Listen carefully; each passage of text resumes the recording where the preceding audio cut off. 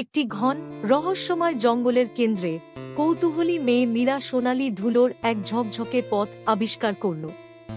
কৌতূহলী হয়ে সে পথ ধরে এগিয়ে গেল এবং একটি ঝলমলে প্রান্তরে এসে পৌঁছাল। সেখানে সে জীবনের সবচেয়ে বিস্ময়কর দৃশ্য দেখল। গোলাপি রঙের হাতি, তাদের কোমল ত্বকে যেন মখমলের স্পর্শ, আর সুরে বাঁধা ছিল ছোট ছোট সোনালী ঘণ্টা। চাঁদের নরম আলোয় তারা মৃদু নাচছিল, তাদের নাচের তালে এক মায়াবী সুর বেজে উঠছিল যা বাতাসকে ভরিয়ে দিচ্ছিল জাদুতে। মীরা মুগ্ধ হয়ে তাকিয়েছিল। এমন সময় সবচেয়ে বড় হাতি, যার মাথায় শোভা পাচ্ছিল শ্বেতলিলির মুকুট, তার কাছে এগিয়ে এলো।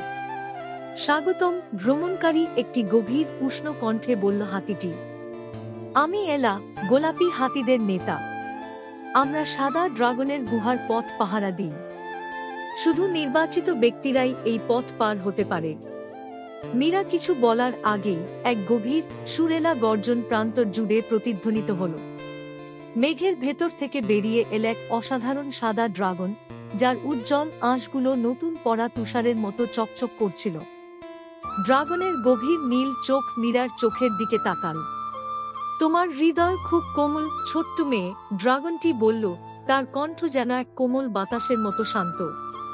তুমি কি আমাদের জাদুকরী জঙ্গলকে বাঁচাতে এক অভিযানে সাহায্য করবে? মীরা উত্তেজনায় মাথা নাড়ল, তার হৃদয় দ্রুত স্পন্দিত হচ্ছিল। ড্রাগনটি ব্যাখ্যা করল যে এক অন্ধকার শক্তি হারমোনির স্ফটিক চুরি করেছে, যা তাদের জাদুকরী জগতের ভারসাম্যের উৎস। এটি ছাড়া জঙ্গল শুকিয়ে যাবে আর জাদু চিরতরে হারিয়ে যাবে। এলা বাকি হাতিদের ডেকে আনল এবং তারা এক মিছিল গঠন করল।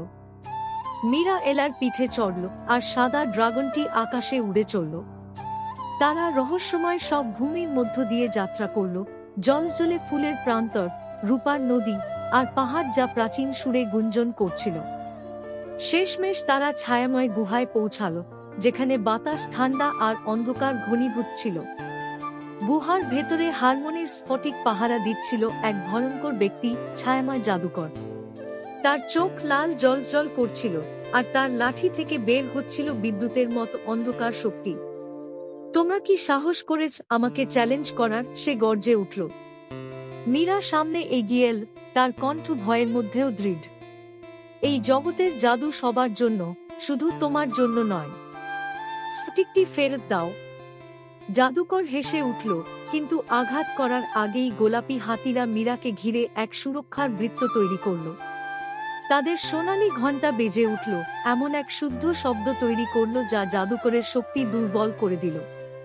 সাদা ড্রাগন একটি উজ্জ্বল আলো বিচ্ছুরণ করল, যা জাদুকরকে অন্ধ করে দিল এবং তার লাঠি ভেঙে দিল। মীরার সামনে সুযোগ এলো। সে দ্রুত হারমোনির স্ফটিক তুলে নিল। স্ফটিকটি তার হাতে উষ্ণতা ছড়াল, আর সঙ্গে সঙ্গে জঙ্গলটি প্রাণ ফিরে পেল। ফুল ফুটতে লাগল, নদীগুলো ঝকঝক করল, আর চারদিকে আনন্দময় সুর ভেসে উঠল।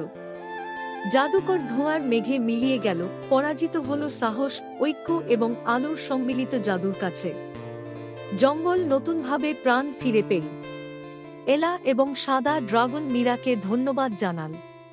তুমি প্রমাণ করেছ যে সাহস আর দয়া অন্ধকারের শক্তিকেও হারাতে পারে, ড্রাগনটি বলল।